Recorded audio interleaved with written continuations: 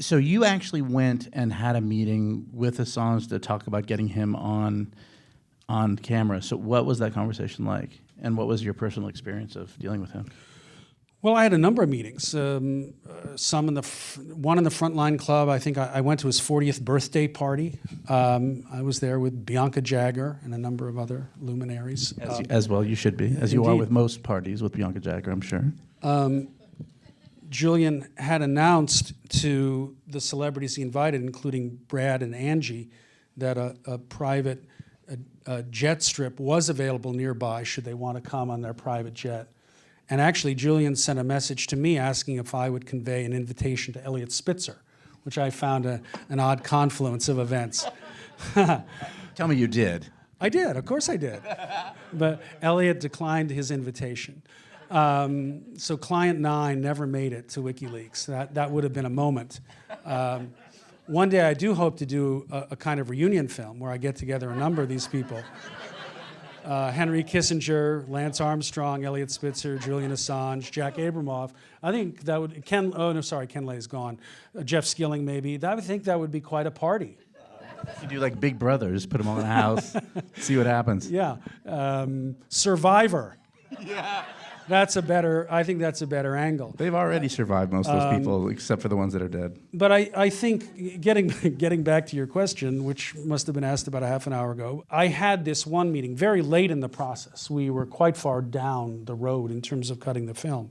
I'd kept in touch with Julian circuitously and said, look, we're getting late in the process. We'd like to, see one more time whether you'd agree. And he finally said, okay, come on over.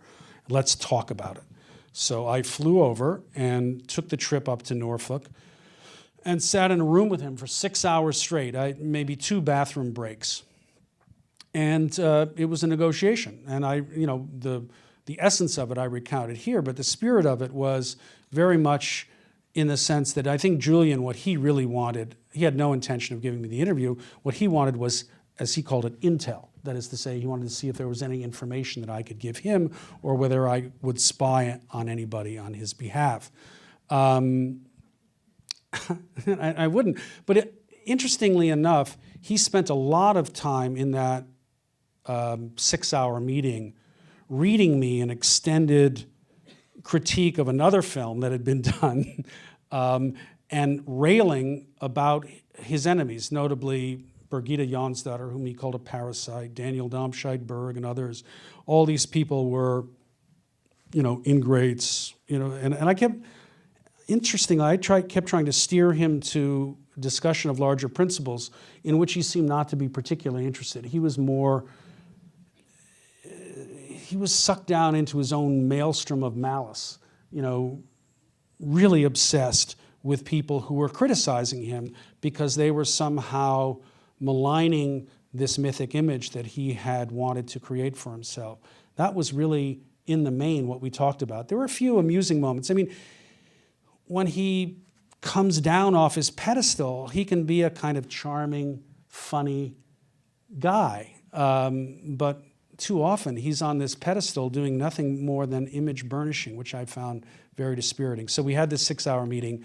I thought it was going to work, that he was going to agree to an interview, and then the next day we got a note from him saying he was too tired. I'd be tired after a 6-hour conversation, too. I was exhausted.